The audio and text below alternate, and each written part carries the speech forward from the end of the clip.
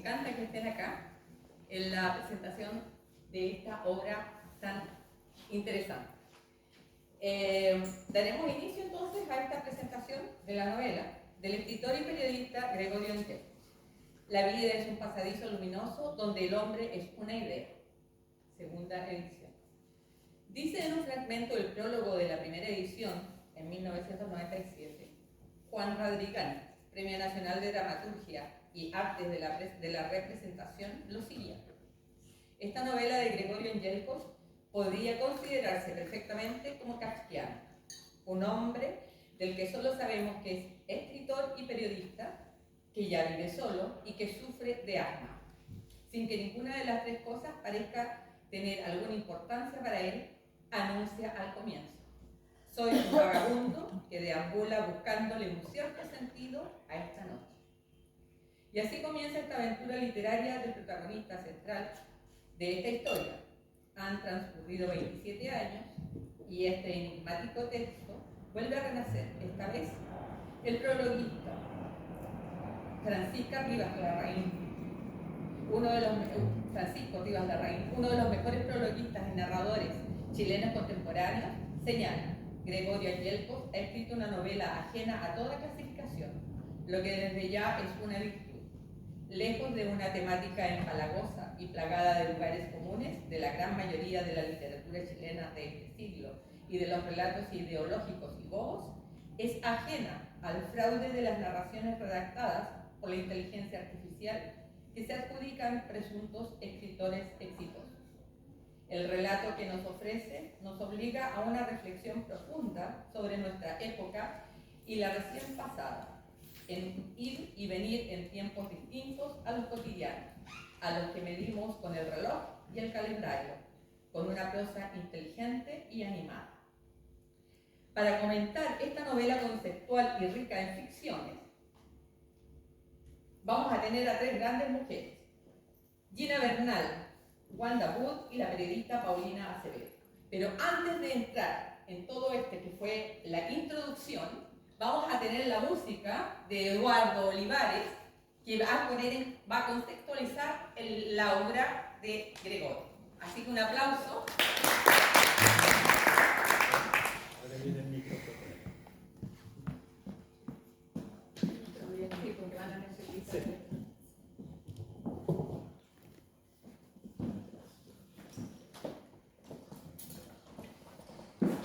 Lo que decíamos anteriormente al inicio de esta presentación, y para poder conversar y comentar acerca de esta novela conceptual y rica en ficciones, decíamos que estaban estas tres grandes e ilustres mujeres, comenzando por Gina Sofía Bernal Caballero, oriunda de la península del Quintero. Desde siempre estuvo ligada al arte y a una compañía de teatro, destacándose también en la pintura.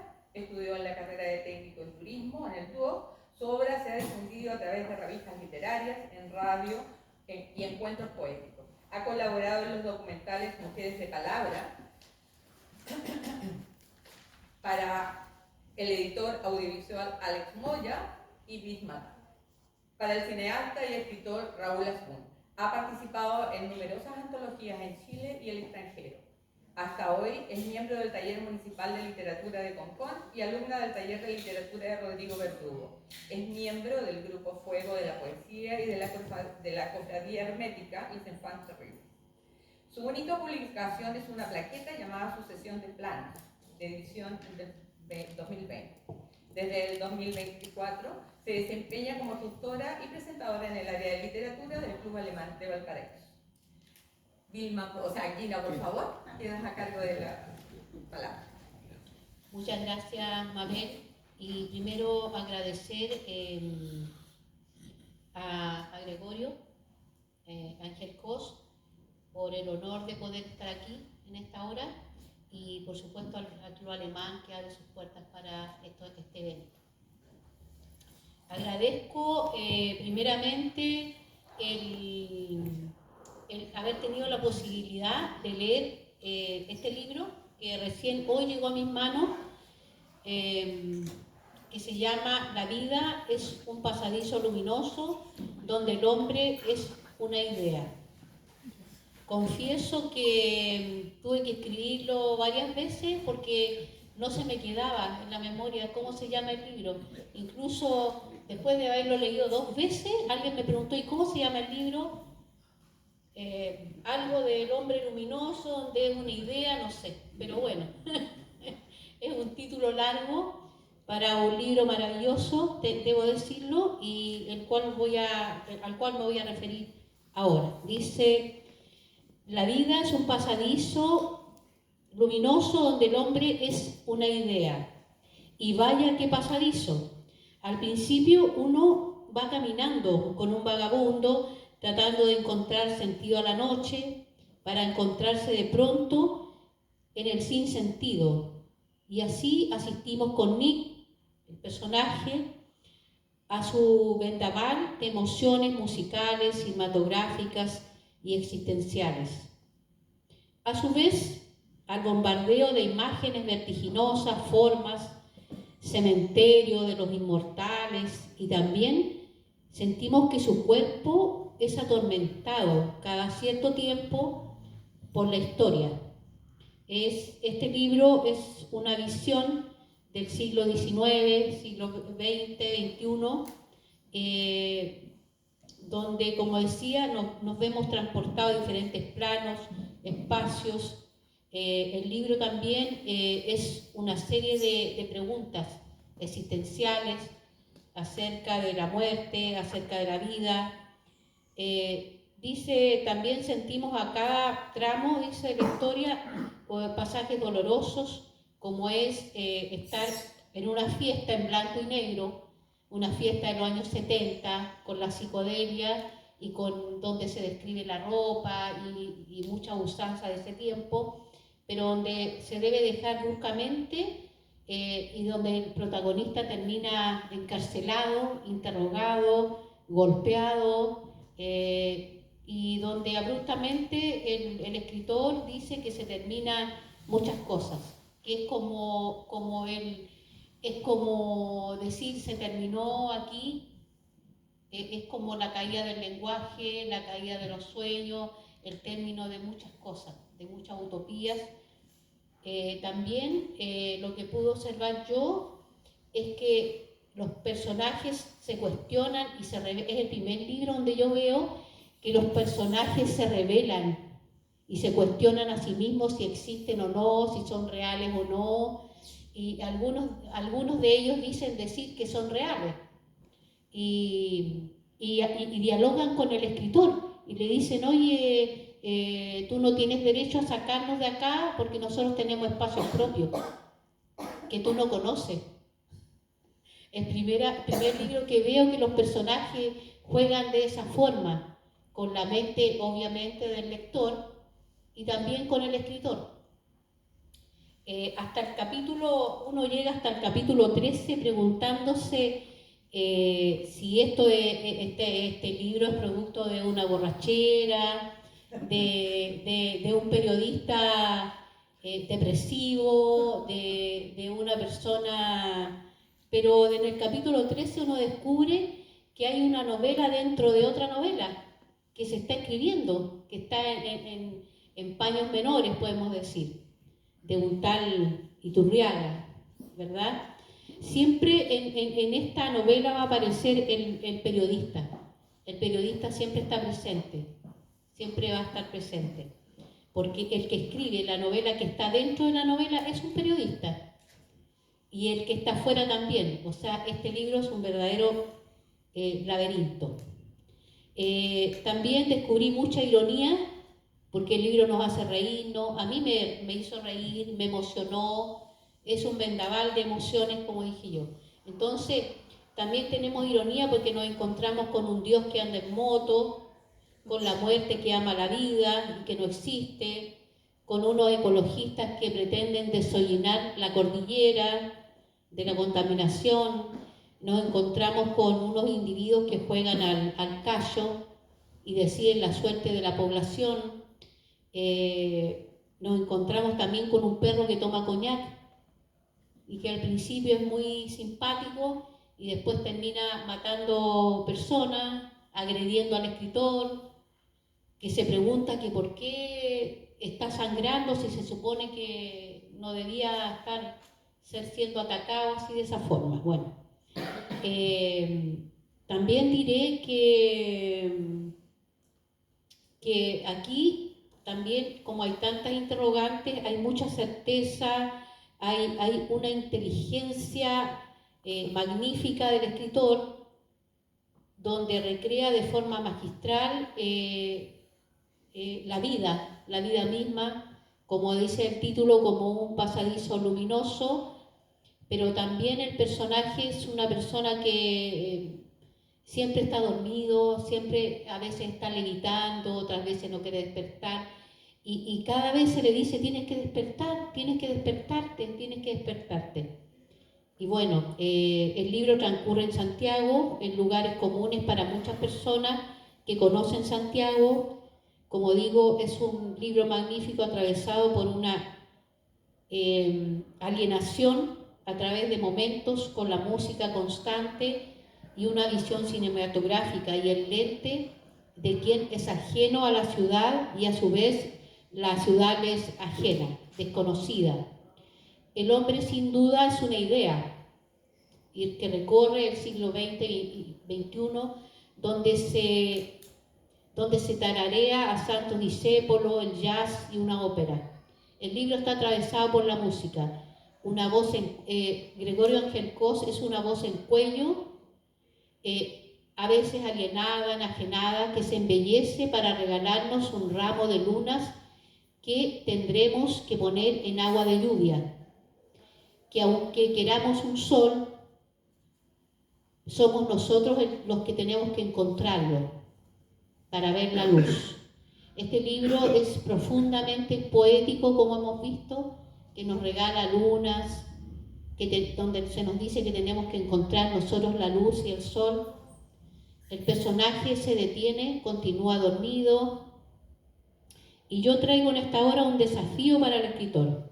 No sé si para Iturriaga, para Gregorio Ángel Cos, que me encantaría que despierte a mí del sueño para nuevos tomos de este libro, porque el siglo avanza, sin novedades, pero avanza. Decir que me sorprendió porque también el libro se puede leer al revés. Yo les animo a leer el libro, es un libro apasionante y como digo yo, al final se puede leer al revés y cuando ustedes lean el libro y lo tengan en sus manos, van a entender por qué se los digo. Sin más que decir, la verdad es que cuando Gregorio me planteó esta posibilidad de poder decir de su libro, dije, lo había leído y dije, ¿para qué? Si van a haber dos panelistas, una que es periodista y otra mujer que también puede tener una visión que no es la del periodista. Entonces me dijo, no, es que tú tienes que estar. Y agradezco estar porque me obligó a leer varias veces el libro y agradezco esta lectura. Así que les animo a leer el libro porque está bastante bueno, bastante interesante y como digo, es un vaivén de emociones increíbles donde la pluma de Gregorio, debo reconocer que es magistral, yo soy muy lectora, pero me sorprendió gratamente. Eso.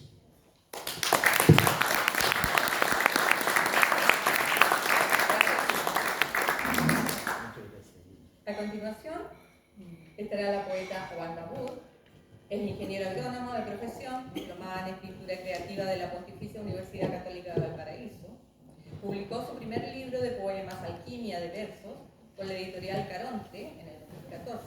El segundo libro compilatorio, Ronald Wood, Un puente a los sueños, fue publicado por Ediciones Universidad Tecnológica Metropolitana en el 2021. Canto para no olvidar, Ediciones UTEM, el 2026. Ha participado de variadas antologías literarias, siendo entre las últimas la primera antología del diplomado de la Pontificia Universidad Católica de Valparaíso, Vía Láctea, el 2023, y el libro Objeto, Ventolera, 2024, de la editorial Ergo Sum. Ha formado parte de varios talleres de poesías y cuentos, entre ellos el taller de narrativa de la escritora Pia Bau. Adelante, Wanda, con tu comentario. Muchas gracias. ¿Se escucha? Sí. Muchas gracias. La verdad que a mí también, Gina, me sorprendió que me invitara a Gregorio Ángel a presentar su libro porque, primero que nada, mi expertise es desde la poesía. Vengo desde la poesía y no de la narrativa, aun cuando ahora estoy indagando en la narrativa en cuento. Pero además porque no se escucha. Acércate un poquito. Aló. Sí. Tienes que acercarte. Les comentaba que también me sorprendió porque en realidad nuestro punto de encuentro fue el lanzamiento de mi tercer poemario justamente en enero y él fue mi presentador. Así que me sentí realmente honrada, pero también me sentí comprometida, y tengo que decírselo, a tener que estar en esta presentación ayudando entonces a Gregorio, como él también me ayudó. ¿Ya? Vamos a la obra. Debo decir que también yo no pude leerla varias veces porque trabajo con mucho horario y me queda poco tiempo.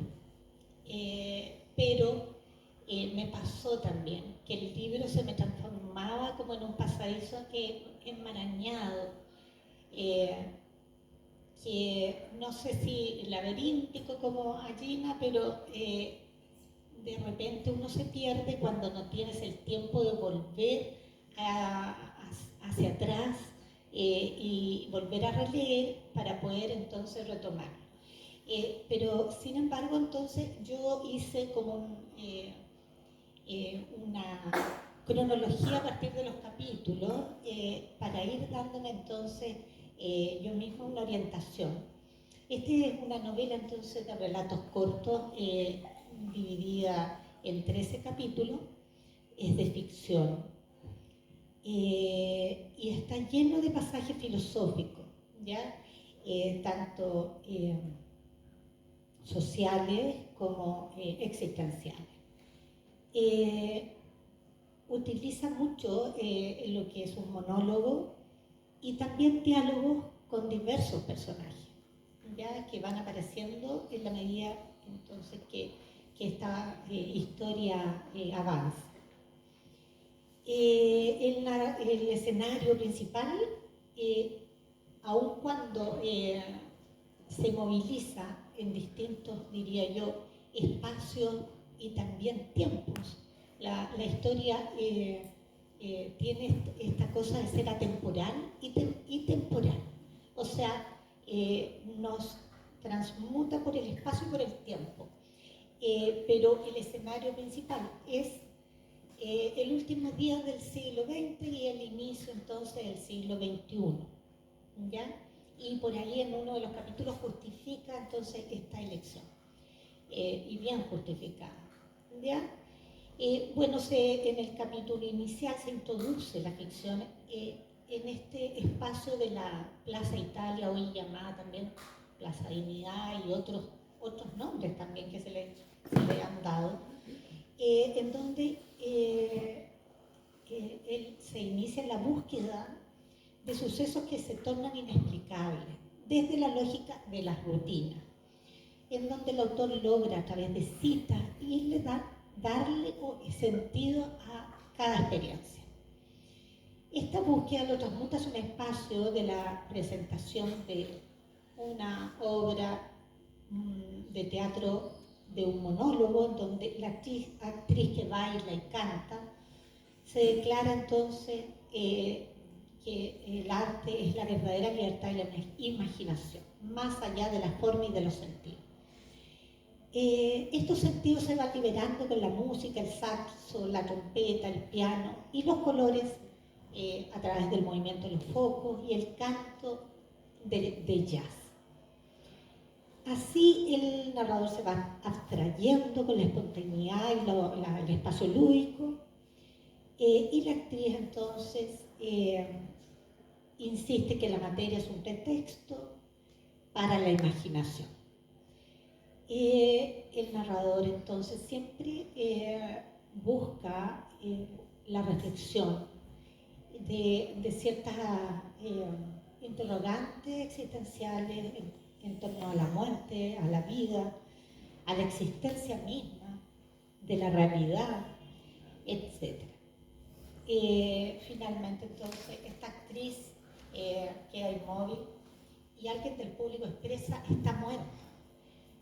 Nosotros dejamos de existir para ella. Interesante. Después el narrador busca en el siguiente capítulo darle sentido a sus pasos. Vuelve a cuestionar la realidad por sobre la imaginación. Luego se declara surrealista. Ella es un personaje de otro espacio y de otro tiempo, pero no del pasado ni del futuro, sino del tiempo imaginario que es irreal pero verdadero.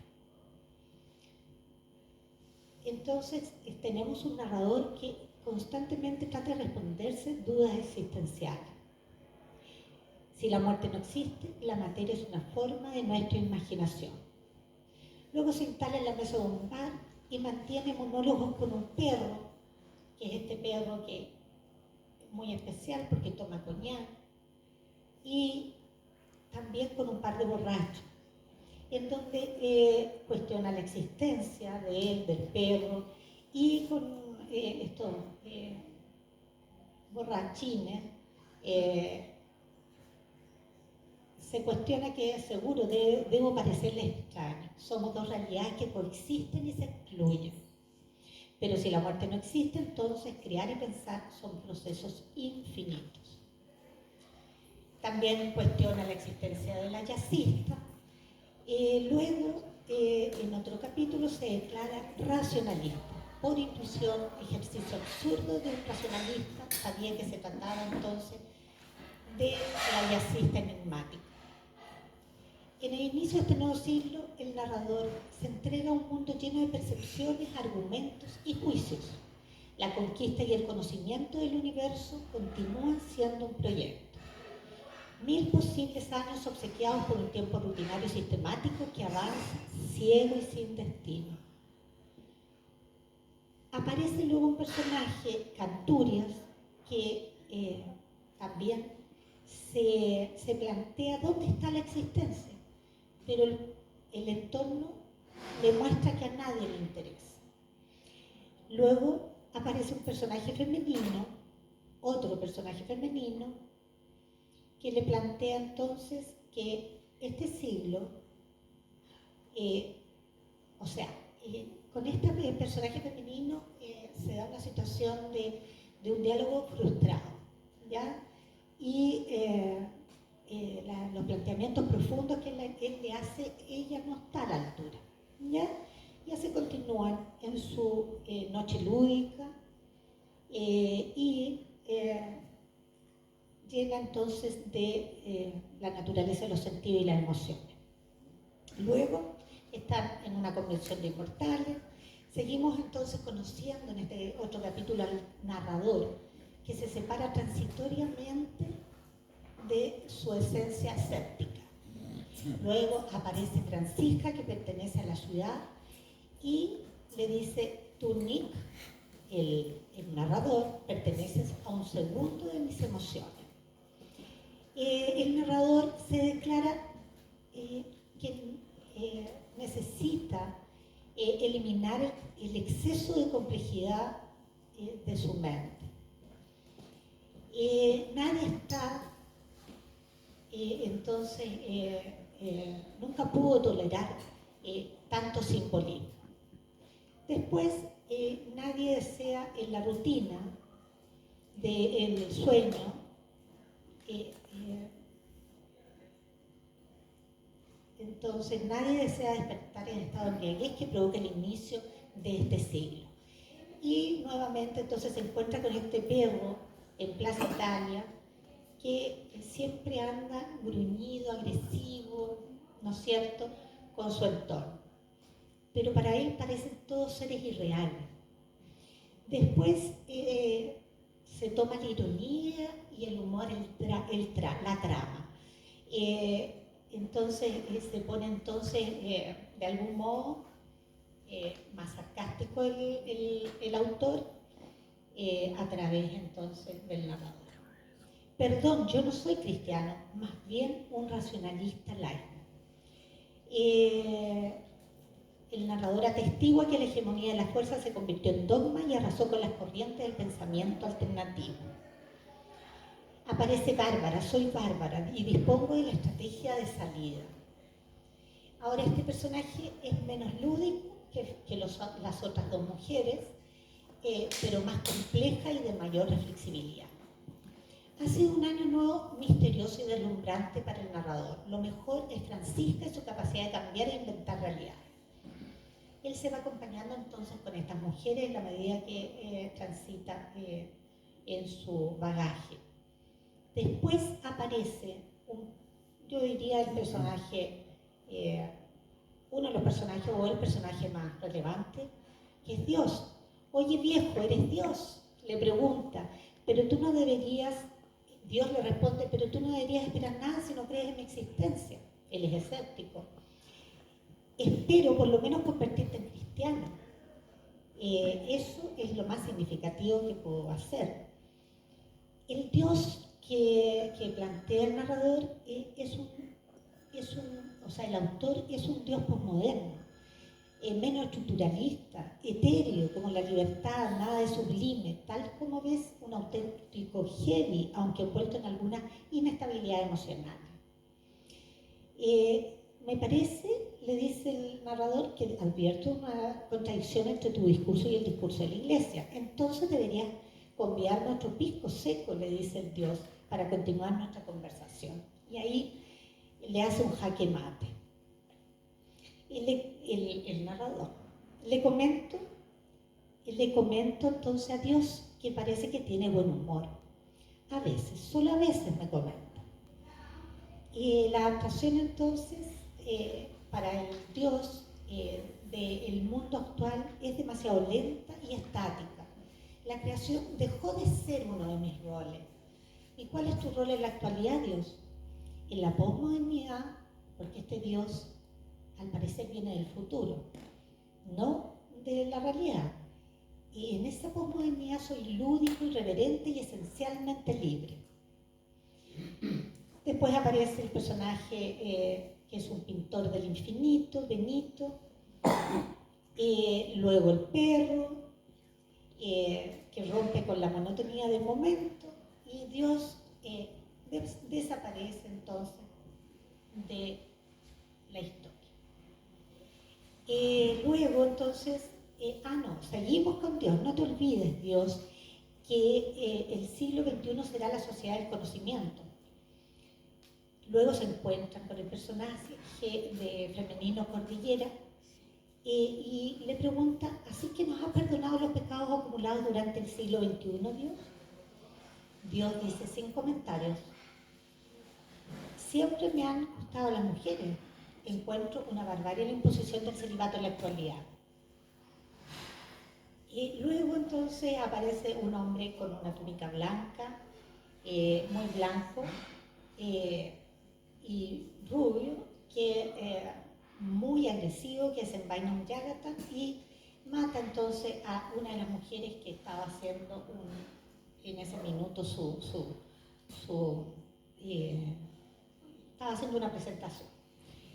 Entonces vemos entonces que nuevamente se cruza la muerte y aparece el perro que también irrumpe en forma agresiva y ahí es donde desaparece Dios de la historia.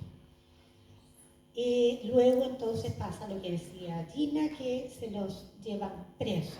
Hay una pérdida de libertad real. Después estos tres personajes que están sentados jugando dados y que de algún modo entonces definen situaciones sociales a través de sus conceptos. El tema son los indígenas metidos por generaciones en los territorios. La marginalidad de las ciudades conspira contra el desarrollo armónico del progreso. La contradicción visual y material entre un moro y un vagabundo es aguda. Muchos hombres son innecesarios. Las personas no debieran reproducirse en completa libertad. Y así estos personajes van definiendo sus conceptos del mundo actual. Francisca entonces aparece, es como aparecen reiteradamente las mujeres en la obra, y ella aparece a través de su lente fotográfico, grabando este encuentro de estos tres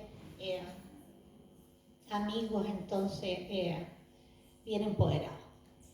Después entonces el personaje se queda dormido y tiene el narrador una descripción muy buena de lo que es el mismo sueño, y desde ahí para adelante entonces se mantiene desde ahí, desde el sueño, viviendo distintas situaciones. Pero me parece muy interesante esta descripción desde la psicología del sueño. Entonces nuestro autor también entonces maneja eso. Cordillera, Francisca y Bárbara, los tres personajes femeninos, realmente son como momentos existenciales de una misma mujer. Son el eje que de algún modo da continuidad al argumento. Yo pienso que en este capítulo hay como un resumen del libro, o por lo menos se define como los leitmotivs de la historia. La lucha del individuo en el nuevo siglo frente a las estructuras e instituciones que le van restringiendo cada día su potencial y su libertad. Además, entonces, hay un diálogo entre el narrador, Nick Soukas, y el autor, Narciso Iturriaga, y a su vez con los personajes femeninos. Cada una de las mujeres representa un aspecto de la búsqueda del narrador en su propia historia. La emoción a través del canto de Cordillera, la imaginación a través del cine de Francisca, y el pensamiento a través del pragmatismo de Bárbara. Narciso Iturriaga, el escritor, se detiene frente a la máquina de escribir y reflexiona el cómo darle continuidad a su novela, en donde su personaje central, Nick Soukas, y si lo despierta o no del sueño, o dejarlo dormido a perpetuidad. Entonces, nos encontramos entonces en esa parte de la trama, en donde también en ese momento justifica este fondo, en donde el término de siglo era un buen argumento como soporte de la historia, dadas las expectativas con que los hombres asumen el cambio del milenio. Luego, en el penúltimo capítulo, despierta y se siente abandonado por sus musas, lo que le provoca vacío e inestabilidad. Y Francisca aparece en el umbral y lo invita a internarse en recovecos cordilleranos para ir a conocer o ver un amanecer. Así también Francisca, con su forma de ser llena de creatividad, lo invita a volar y le dice: vuela, Nick, estamos viviendo en una ficción, podemos ser parte del espectáculo de los pájaros. El autor, a través de Nick, se excusa y dice: los escépticos no tenemos capacidad de vuelo. Y sin embargo Francisca lo toma y se tiran por un barranco, y la primera sensación fue de vértigo y temor, pero después por primera vez vemos feliz al narrador, disfrutando entonces en su estado de felicidad completa. Luego, en el último capítulo, en donde se despierta y tiene que concurrir a conocer el jefe de Estado, a entrevistar al jefe de Estado, en donde llega a un lugar sombrío y cerrado, donde está este presidente con una pantalla al fondo, y le dice: siéntese y acompáñame en silencio a recorrer el país, nuestro país. Y le confiesa que pasa muchas horas frente a la pantalla, y así se entera de la existencia del pueblo. El narrador le dice: pero no todo existe. no todo lo que existe es registrado por su pantalla. Y le responde el presidente, usted está fuera de contexto, señor.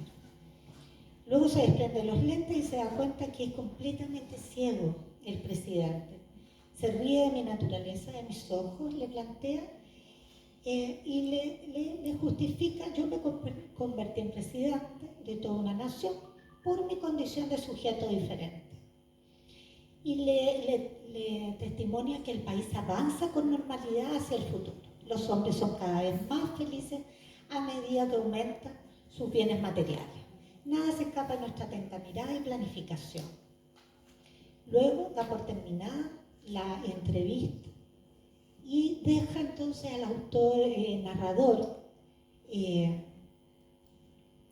completamente entonces en una situación, una sensación de ira y de querer romper absolutamente todo. Luego entonces el narrador entra en un estado más depresivo o completamente depresivo, disfuncional a sus emociones. Todo lo que se le presenta ya no le importa, ya que no se siente interpretado por esta realidad. Luego aparece el personaje de un monje, en donde este monje le plantea que si no asume la vida en la dirección conocida, dejará de existir.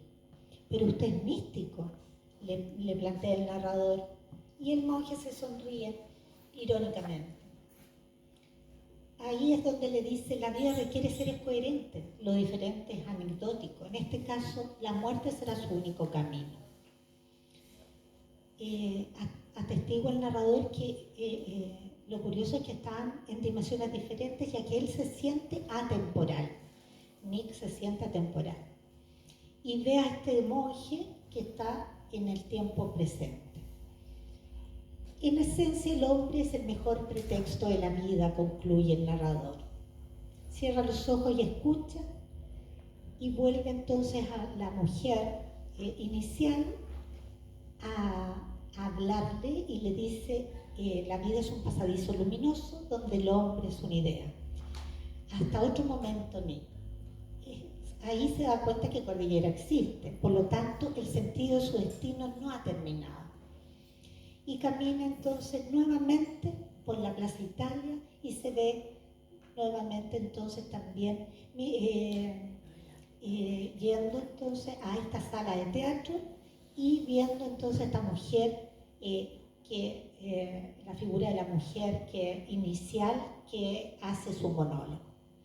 Pero en este caso desde la tarima le grita, ¡viva la felicidad, Nick!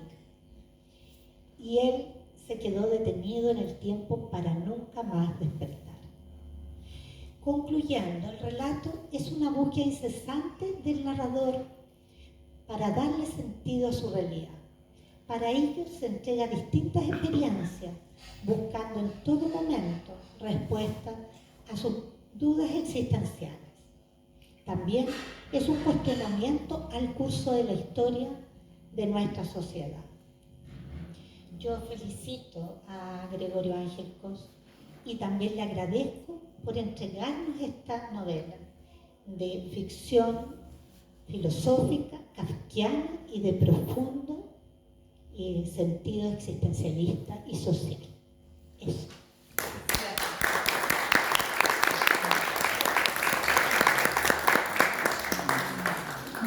Para cerrar esta ronda de comentarios, continuaremos con Paulina Acevedo. Paulina es periodista y licenciada en Comunicación Social de la Universidad Diego Portales, con mención en Marketing de Medios y Asesorías Comunicacionales, otorgada por el Instituto MAS, Comunicación Bilbao, España. Diplomada además en Derechos Humanos y Procesos de Democratización en la Facultad de Derecho de la Universidad de Chile. En Migración y Políticas Públicas, Universidad Antonio Ruiz Montoya, Perú. Y en Gestión Cultural, Universidad Arcis, Santiago de Chile. Desde hace más de 2 décadas ha consagrado su trabajo a la labor de promoción, documentación y defensa de derechos humanos en diversos ámbitos, así como también a la denuncia de la violación de estos derechos por parte de agentes estatales y actores privados, tanto a nivel interno como internacional. Docente universitaria, investigadora y realizadora documental. gestora cultural de memoria y creadora de diversas experiencias de formación para jóvenes bajo el nombre de Nuestra Mirada, para que sean las propias comunidades quienes narran sus historias y su realidad. Editora y colaboradora con distintos medios de comunicación nacionales y extranjeros. Actualmente es directora de Utopía, agencia de comunicaciones para la transformación social. Con ustedes entonces, con nosotros, Paulina Acevedo. Gracias.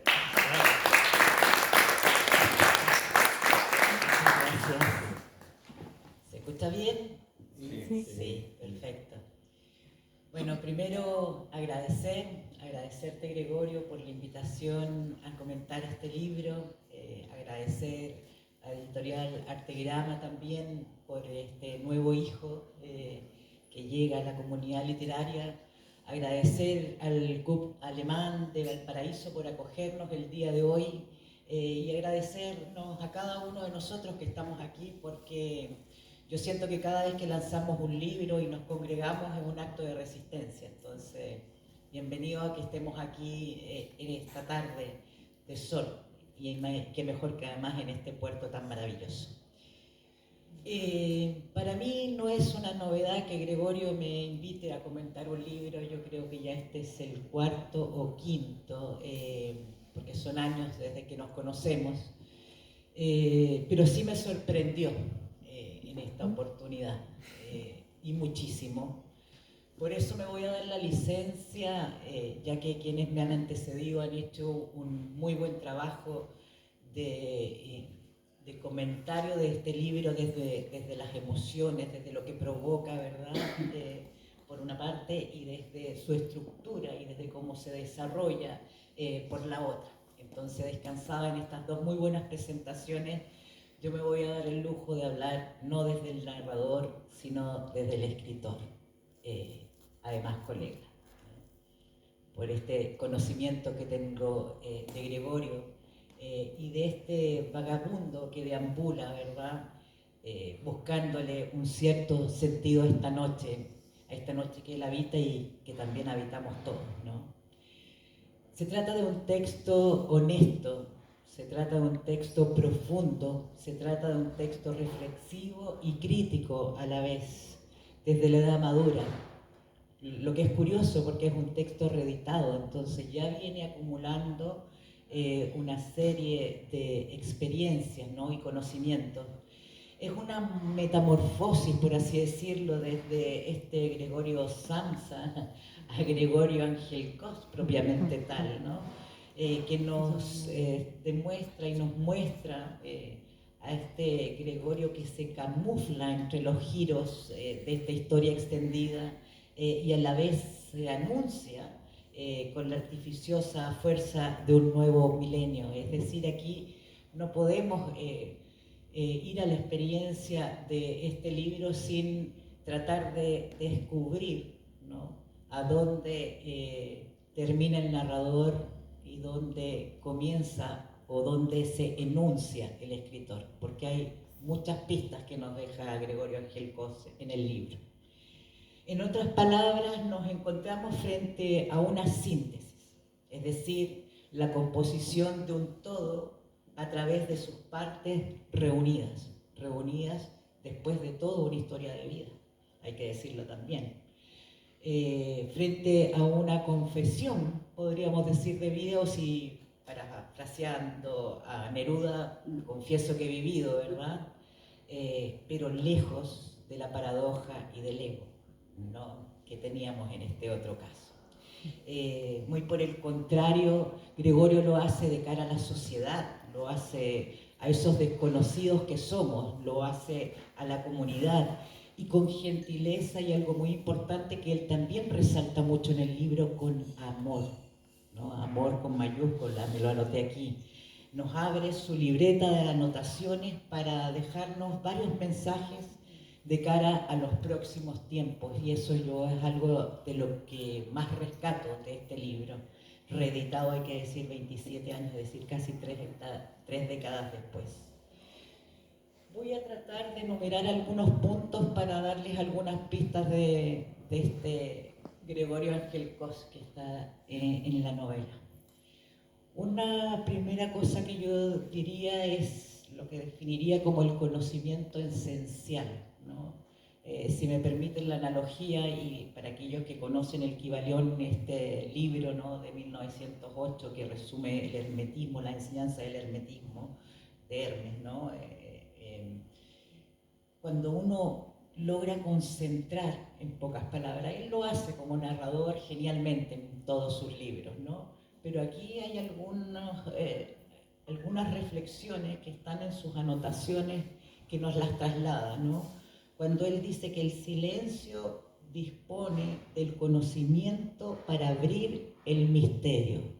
No, ahí me dejó loco, ¿no?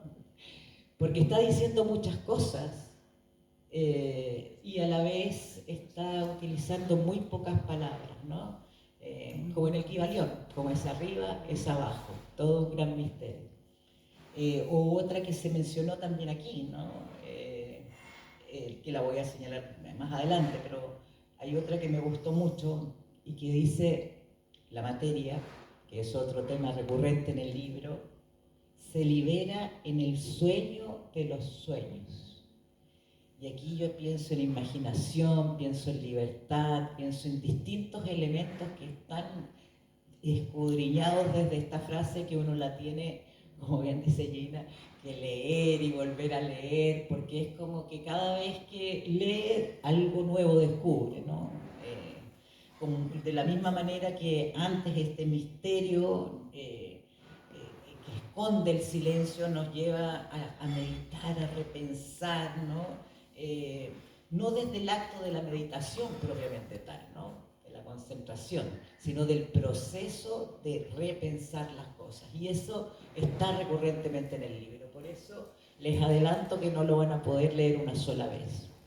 Van a insistentemente volver a releerlo, de atrás hacia adelante, de adelante hacia atrás, van a volver a algún capítulo donde algo les había quedado esbozado y lo terminan de comprender un capítulo más adelante. Casi como un Rayuela, pero distinto, ¿no? En cortos, que es su estilo, por supuesto, ¿no? Y aquí en definitiva yo veo una concentración, o sea, más bien el pensamiento concentrado con la sabiduría del tiempo, ¿no? Y aquí nos vamos a un segundo punto, precisamente el tiempo, otro tema recurrente en el libro, ¿no? O yo diría la atemporalidad del tiempo, porque eso está durante toda la novela, ¿no? El tiempo es, como se dijo aquí, relativo, ¿no? Lo dice ahí cuando trata de explicar sobre Cordillera, ¿no?, al editor. Tengo la impresión, dice, que era lo que se había citado antes, de que existen tiempos alternativos al tiempo real. El tiempo imaginario, que es irreal, pero el verdadero, ¿no? Entonces, nuevamente aquí nos vuelve, ya no es solamente una narrativa que trata de construir una forma interesante o cautivante, sino que nos está queriendo decir algo más que una sola buena narración, ¿no? Claro, Cordillera nos dice es de otro espacio y otro tiempo, pero no es el tiempo pasado y el tiempo futuro, y luego nos remata con esta frase, ¿no?, abriéndonos la posibilidad de un tiempo irreal, ¿no?, pero que a la vez es el verdadero, ¿no? A mí me hizo pensar mucho, a propósito que venía de viaje hace unas horas atrás, en lo que yo llamo el tiempo suspendido, ¿no?, que es cuando vamos en un bus, como veníamos esta mañana, o en un avión, como yo venía anoche, o en un tren, donde parece que uno estuviera en una posición como casi de una dimensión en paralelo, ¿no? Miramos y observamos el paisaje y el tiempo que llevamos, en el que estamos dentro de ese transporte en movimiento, es distinto al que parece transcurrir afuera, ¿no? Entonces, cuando él me habla de este tiempo irreal, pero real a la vez, me llevó inmediatamente esa figura, ¿no?, a la figura de que nuestros tiempos son relativos y depende de dónde estemos, cómo estemos mirando y por supuesto cómo sea nuestro tiempo interno también en ese momento, es muy importante. Así que es un tiempo también que él lo señala y quiero dejarlo aquí plantado, que se reitera, ¿no? Cuando él habla de ese tango, ¿no? 20 años no es nada, ¿no? Pero también ese brindis que tiene casi 3 décadas en que vuelve a reiterarse, ¿no? O sea, hay también un señalamiento a que parece que las cosas no cambian, ¿no? Un tiempo que parece ser reiterativo y a lo mejor eso da la impresión de un narrador un poco pesimista, ¿no? ¿Cuál es? Y ya lo voy a decir, no es el escritor, ¿no? El narrador puede serlo, pero no así el escritor. También, bueno, para terminar esto del tiempo, decir que estos tiempos también tienen que ver mucho con los tiempos narrativos, por supuesto. Y ahí ya sí conecto con el narrador, porque en el corto, o el microrrelato, o el género fantástico, el tiempo lo es un poco todo, ¿no? O el manejo de los tiempos. Punto 3, el observador. También está ahí en el narrador el que observa a los borrachos, ¿no? A la distancia, el que está siempre auscultando. Y ese también es el escritor. Me recuerdo el otro día cuando estábamos en la SET, él sentado en el sillón ahí del rincón, ¿verdad? Del árbol, observando cómo conversábamos todos. Y él es así. Él es un poco también ese narrador en la vida real, ¿no? Así es que es algo muy propio en el fondo de este Gregorio Ángel Cos metamorfoseado en este libro, ¿no? Vamos al cuarto, que es uno de los que me gusta más y yo creo que es lo que nos une mucho en la amistad, ¿no? El crítico y el sistema. Este también es un tema que está a lo largo de esta novela, ¿no? Él habla de la necesidad de una reestructuración de la existencia humana, lo dice así, literal, ¿no? También habla de la refundación de la palabra y de los símbolos, ¿no? Nos habla también en este encuentro, ¿no? En esta congregación, dicen, somos atemporales y esencialmente contradictorios con el poder. También nos está señalando algo allí. Si lo uno a los tiempos presentes, habla del desarme nuclear, ¿no? Y la pobreza, que sigue siendo un factor de crisis, ¿no? Nos habla también en el sentido contrario, desde la solidaridad, porque si bien este perro luego se revela, él le brinda, ¿no? Una copa de coñac. Y eso tiene un doble sentido, porque no solamente habla de la generosidad del escritor, sino que también del romper con los esquemas, ¿no? Algo muy propio también en este caso. Y también hay una crítica que está ahí puesta a lo sistemático, son palabras que están en la novela, ¿no? A la reiteración, a lo simétrico, a lo homogéneo, ¿no? Hay algo también que nos está invitando aquí el escritor a través del narrador a cómo nos planteamos frente a una sociedad que parece avanzar, en donde cada vez más nos hacemos iguales, ahuyentándose esa diversidad que nos hace tan ricos a la vez, ¿no? La juventud y la aspiración de cambio. Esa la quiero poner también en relevar, porque como lo decía en la presentación, yo tengo todas mis esperanzas siempre puestas en la juventud. Y como dijo en algún minuto también Pancho Sasso, yo quisiera ser toda la vida secundario, o sea, la juventud la quiero llevar por dentro todo el tiempo. Y este narrador escritor también la tiene, ¿no? Y lo hace desde una visión de aspiración, o sea, de quien quiere que eso se vuelque, o sea, ve también, hay una crítica en cómo hoy día se está desenvolviendo, no la juventud, la sociedad en su conjunto, ¿no? Y apela a esta juventud que regresa a la filosofía y a la literatura, a un retorno de una nueva identidad. Habla de una juventud que piense en sus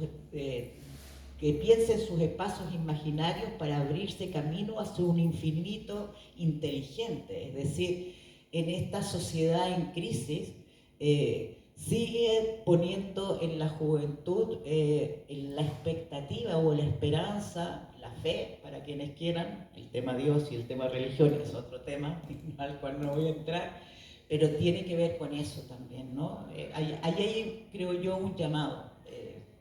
Finalmente, el punto del gozo, el erotismo y la felicidad, ¿no? Que también atraviesa a través de los personajes, sobre todo, esta novela. Y creo que ahí también hay una interpelación interesante que hay que releerla a propósito de la reedición de este libro, ¿no? La sensualidad del cuerpo que está ahí en Cordillera, la voluptuosidad, ¿no? Que también hoy día parece tan expuesta, pero a la vez tan escondida, ¿no? Y aquí en la novela está desenfadadamente exhibida, ¿no? Tallada en madera, puesta sobre un escenario, acompañada del jazz, o sea, el gozo, ¿no? Si me voy a los pecados capitales, voy a la gula, incluso si quisiera, ¿no? Y los borrachos y el bar, o sea, hay una apelación también a que todo lo que ha sido una contracción de privaciones o como uno debe ser, nos aleja también un poco del sentido del encuentro y de eso que parece ser también tan importante en esos tiempos de crisis actuales. El humor, lo dejé aparte, la novela está llena de esos señalamientos humorísticos y que te hace reír todo el tiempo, ¿no? Pero lo preferí poner en este momento, en el momento en que hablamos de la necesidad de reírnos, en la necesidad de salir de esta apatía en que nos encontramos, esta necesidad de incluso reír de lo absurdo, reír de todo lo que de alguna manera nos aleja de ese propio narrador un poco pesimista, ¿no? Entonces hay como una necesidad ahí también de ver aquello. Por lo tanto, para no extendernos más porque la hora pasa, creo que tenemos, tenemos almuerzo además. Yo he tratado de ser sintética. Sí. No, yo quiero rematar con esto, que lo escribí mientras las escuchaba, ¿no? Y mientras reflexionaba, a partir de este punto de vista diferenciador del que quise hacer este análisis a la novela. Creo que aquí hay un optimismo engendrado en esta novela frente a la adversidad en la que nos encontramos, ¿no? Me parece que quien lea o relea esta novela hoy va a quedar con esa sensación. Por supuesto que va a estar toda la narrativa, pero porque es una novela ficcionada, pero es a la vez una novela urgente para estos tiempos, donde la realidad supera con creces y de forma extremadamente preocupante cualquier cosa imaginada. Así que por eso mismo, gracias, querido amigo, por esta noche.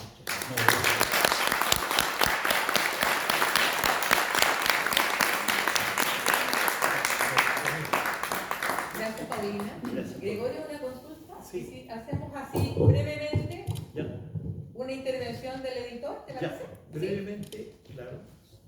Adelante. Bueno, voy por acá. Cuidado con el reloj. Un enredo de acá. Algo. Gracias, mi nombre es Álvaro Ricoe, escritor, por esas cosas también editor de Grama Editorial. Gregorio es uno de los que más ha publicado con nosotros, por eso es nuestro escritor insigne, ¿ya? Y siempre que podemos estar acá, por supuesto, acompañando. Y hablar un poco de la historia de la imprenta, pero voy a saltarme todo ese lado, ¿ya? Y voy a hablar un poco de... Brevemente. Muy brevemente, claro. Tiene hambre, Luis. Sí. Tenemos ganas de tomar un vino. Claro. Y, bueno, en realidad los personajes de este libro ya han sido bastante expuestos. También el fondo, ¿no es cierto?, todo el contenido social e histórico, donde él reivindica justamente una mirada desde hace 30 años, o sea, estaba comenzando el siglo XXI cuando el Gregorio lanza su letra, y hoy día, digamos, que remata, digamos, de una forma notable con esta reedición de este libro, un libro que nos ha dejado bastante conforme a nosotros como editorial, porque sabemos que rescatando lo que estaba en el cajón, hoy día se puede poner nuevamente en circulación. La gente, que los lectores, ustedes están llamados, ¿no es cierto?, a cohabitar con todos estos personajes, el loco Cantuaria, ¿no es cierto?, las niñas llamadas Cordillera, poetas, ¿ya?, de renombre que también aparecen en el libro. Bueno, todo eso van a cohabitar con cada uno de ustedes cuando lean el libro, y por mi parte yo, como dice breve, voy a fijar solamente hasta acá porque creo que es lo que corresponde, ¿no? Muy bien. Muy bien.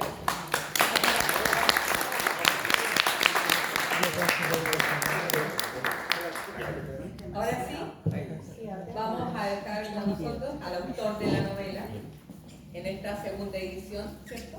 Gregorio Angelcos es un escritor, periodista y profesor de literatura, cuya producción alcanza a las 20 publicaciones en los géneros de cuentos, microcuentos, ensayos, crónicas y poesía, siendo predominante en su obra durante los últimos años el género de la microficción, donde destacan sus libros Dios necesita un psiquiatra, El abuelo que comía mariposas, La muerte está en mi conciencia, Angelcos Selecto, 300 microcuentos, 2 ediciones, Reptilia, 69 puñaladas a la realidad y de la naturaleza del mundo interior y sus delirios. No obstante, ha publicado en poesía versos para escribir en los muros de la ciudad, arquitectura sencilla, creaciones, tiempo de la magia y el mito, y sueño que el tiempo en proceso se encuentra el poema. En proceso se encuentra el poemario inédito, poemas de consumo en envases desechables. En ensayo se destacan apuntes sobre socialismo y democracia, Las 7 vidas del gato y Chile, Una democracia de oligarquía. Estos dos últimos junto al historiador Carlos Díaz Gallardo. En el año 2019 obtuvo la beca de creación literaria del Consejo Nacional del Libro y la lectura de su libro Como ficciones, entre realidades absurdas. Son cuentos. Texto editado por Mago Editores en junio del 2022. Como periodista se ha desempeñado en diversos medios, entre los cuales podemos mencionarlo como editor, cronista y crítico literario en la revista Causa durante 5 años, como editor de opinión del diario Clarín.cl y como columnista y cronista de varias revistas virtuales nacionales y extranjeras. Es creador de la revista de actualidad Causa Cero en formato online y la revista literaria Higo Seco. Ha participado en numerosos encuentros nacionales e internacionales y en ferias del libro como expositor, conferencista o analizando desde la perspectiva crítica la obra de otros escritores chilenos contemporáneos. Formó parte del directorio de la Sociedad de Escritores de Chile durante 4 periodos, desempeñándose como vicepresidente y también integró el directorio del Consejo Nacional del Libro y la lectura durante 6 años. Con ustedes, ahora sí, Gregorio Ángel. Muchas gracias. Muchas gracias.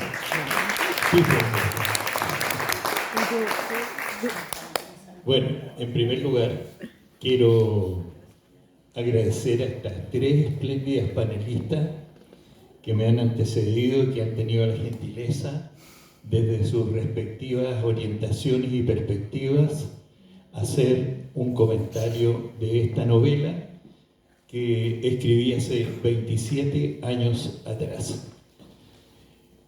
Gracias a Gina, gracias a Wanda y finalmente gracias a mi querida amiga Paulina Acevedo. Algunos agradecimientos previos. Todo este proceso que estamos viviendo en el Club Alemán se origina en una tremenda y gran amistad con mi querida amiga y poeta Vilma Orrego, quien en algún momento de nuestras vidas tuvo la gentileza de invitarme a algunas actividades a Valparaíso y de pronto me encontré con este hermoso espacio y en prolongación, digamos, logré desarrollar una amistad con Mabel que es la coordinadora de todos estos eventos que se realizan habitualmente en este hermoso lugar.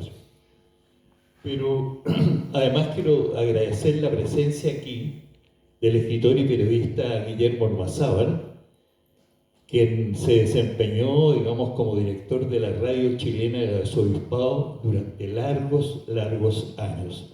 Un gran periodista nacional. Y además, agradecer a una amiga mía, alumna e integrante de un taller literario en Santiago, que siempre tiene la gentileza, porque está radicada en Viña, de venir, que es mi querida amiga Valeria Salinas, que está aquí. Agradecer también a mi editor y a todos los demás que hoy día están participando de este evento. Bueno, yo no soy un escritor realista, por lo tanto soy un poco atípico y disfuncional a cómo se escribe la literatura en nuestro país. Desde bastante joven, mis primeras influencias fueron la literatura europea y la literatura anglosajona. Entonces mis primeras lecturas, pues yo soy hijo de un padre griego que tenía una biblioteca excepcional hace muchísimos años, entonces yo tenía acceso continuamente a la literatura que él seleccionaba como parte de sus lecturas personales. Y entonces yo llegué curiosamente tardíamente a la literatura latinoamericana y por tanto, digamos, el resultado escritural de estos trabajos es una mixtura entre las influencias de autores, por ejemplo, franceses, anglosajones, con la literatura latinoamericana y en particular con la literatura chilena.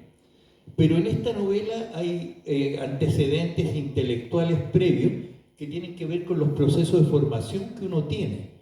Y entonces hay algunos autores que marcaron épocas de mi vida.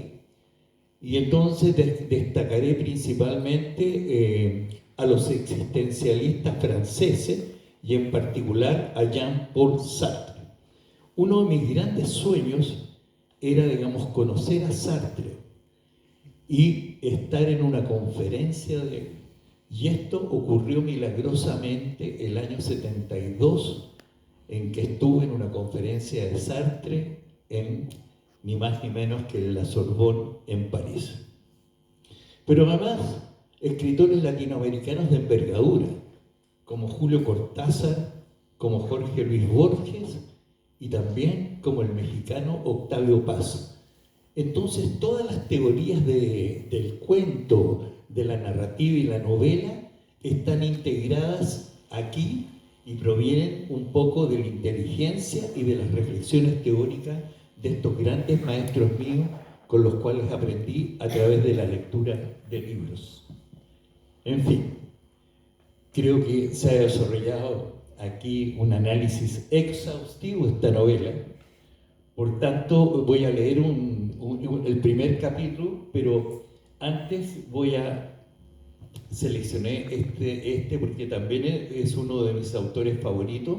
Seleccioné un fragmento de un autor norteamericano que dice lo siguiente: escribir al mejor nivel conlleva una vida solitaria.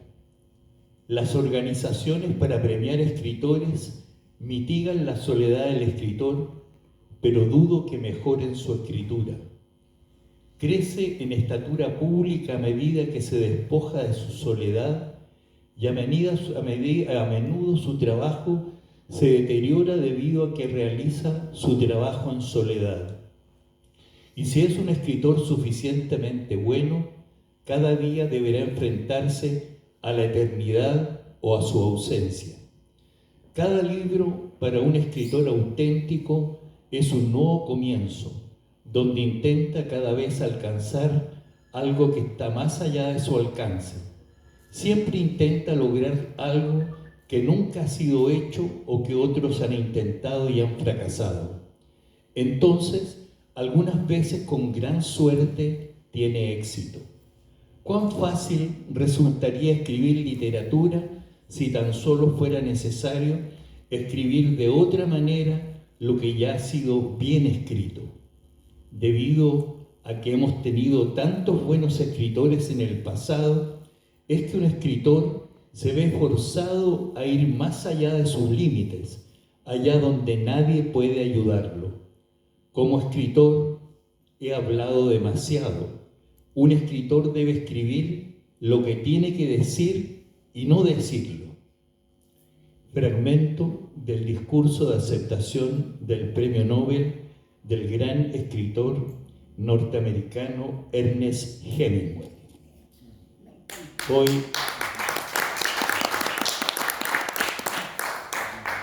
y entonces leeré un capítulo breve de 3 páginas para que podamos compartir un vino y tenemos algunas empanaditas luego y antes de que nos quedemos a almorzar lo que queramos.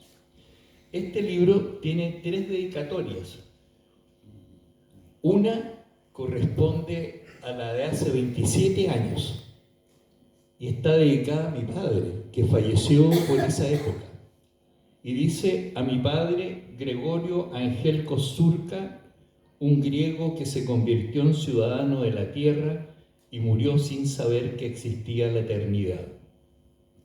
La segunda, sorpresivamente, apareció hace un mes atrás y entonces dice: a mi nieta que está en el vientre de su madre, Isidora Iñigo, esperando nacer.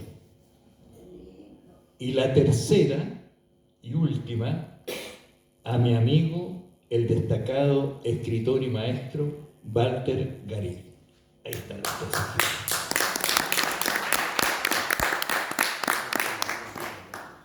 Hay 2 prólogos que ya se leyó. Mabel tuvo la gentileza de leer un fragmento de cada uno de los prólogos.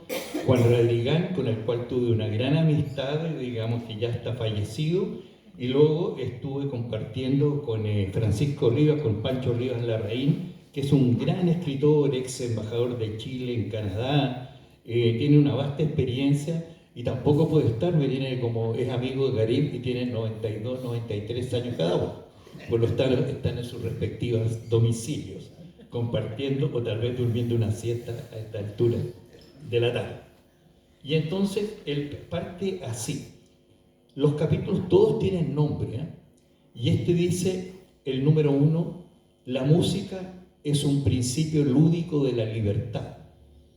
Y aquí yo le pedía a Eduardo que se cantara un bossa nova, un jazz, pero finalmente las canciones que interpretó fueron brillantes y además muy asociadas y relacionadas con este libro. La música es un principio lúdico de la libertad. Camino a unos metros de la Plaza Italia de Santiago. Soy un vagabundo que deambula buscándole un cierto sentido esta noche. El bullicio de una banda en off a la distancia atrae y distrae mi atención. Entonces, siguiendo la atmósfera de la música, ingreso por un pasadizo de luces hasta quedar sentado en una pequeña sala de teatro sumida en una intensa oscuridad. Segundos más tarde, se abre el telón y un círculo proyectado por un rayo láser ilumina la figura plana y sombría de una mujer. Su mirada penetra el ambiente, sonríe con la convicción de la primera sonrisa y dice, comillas, mis sueños nacen de los sonidos que se posesionan de mi conciencia. Soy feliz porque soy lo que soy y mis emociones se conciben y se recrean con la armonía. Creo en la voluntad y en Dios cuando está de acuerdo conmigo. Cierre de comillas. Hizo una pausa y luego continuó. Comillas. El arte es la verdadera libertad de la imaginación, más allá de la forma, más acá de los sentidos. Casi nada esencial existe. Todo es apariencia.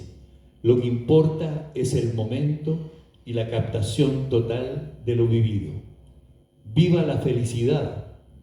La primera nota del saxo ahogó el paréntesis de silencio y entró la música y su voz, mientras los focos iniciaron un ritmo quebrado por la frecuencia sísmica de colores. Luego la joven se desprendió de su vestido, dejando en evidencia un cuerpo irreal, formas esquematizadas de una tela inconclusa, y con el micrófono en estéreo inició los primeros versos de Summertime, un clásico del jazz contemporáneo. La sala de cámara, dormida en esa oscuridad, despierta con un estallido de asombros y aplausos. 5 músicos sobre el escenario y una pequeña que danza y juega con las diversas tonalidades de su voz. Se levanta a través de unos agudos que rasguñan el cielo, iluminándose con el sol. Después desciende, perdiéndose en la sombra de voces que conversan con la muerte. La multitud se excita, grita, y una silbatina de locura y humo entra al escenario.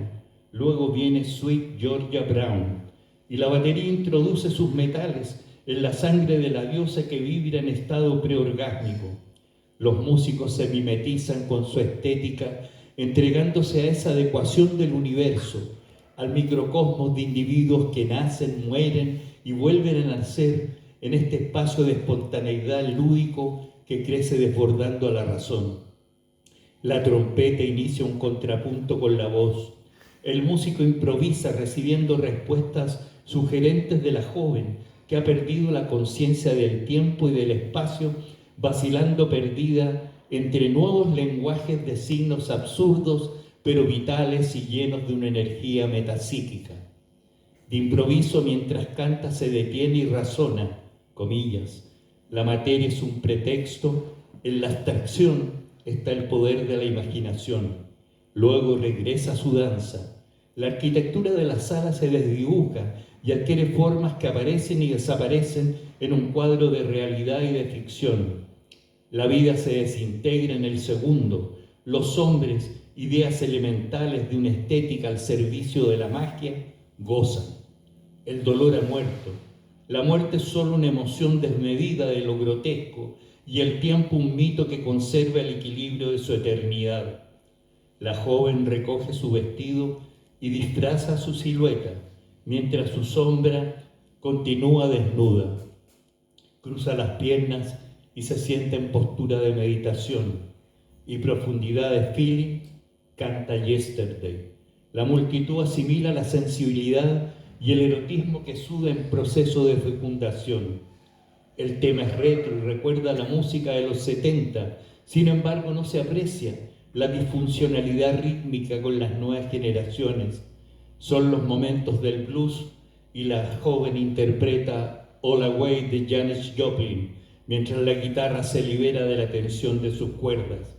Punteo y vibrato envuelven la atmósfera. Se trata de un poema de existencia que resucita ciertas nostalgias que se perciben por la piel. Comillas, Martin Luther King quería ser niño, reflejarse en una estrella, dormir en la vida y despertar en los sueños, dice el texto apoyado de onomatopeyas mientras el piano reinventa algunos acordes de los suburbios de New Orleans. La breve multitud apoya los acordes con las manos y corea en desorden. Miro el reloj, han transcurrido casi 3 horas y la pequeña jazzista conserva la frescura del inicio, casi inalterada, con la mirada fija en su espíritu, incentiva a los músicos que agonizando continúan su lógica. Sabe que su intimidad es invadida por numerosas luces que vienen desde la platea impactando en su cuerpo. Sonríe y se estremece, sin embargo continúa caminando sobre un fragmento del tiempo que parece detenido. Es el éxtasis y la despedida, pues dentro de algunos minutos todo habrá concluido. Un sonido telúrico nos comunica al final. Son los últimos acordes de un saxo trasnochado que se pierde en el silencio. La noche es luna, pasión, bullicio, ambigüedad y música. Todo y nada está perdido. El recital se interrumpe mientras la jazzista yace tendida sobre el escenario en una actitud trascendente, sin posibilidad de retorno en los próximos segundos. Está muerta, comenta alguien en la oscuridad. Nosotros dejamos de existir para ella. Es terrible.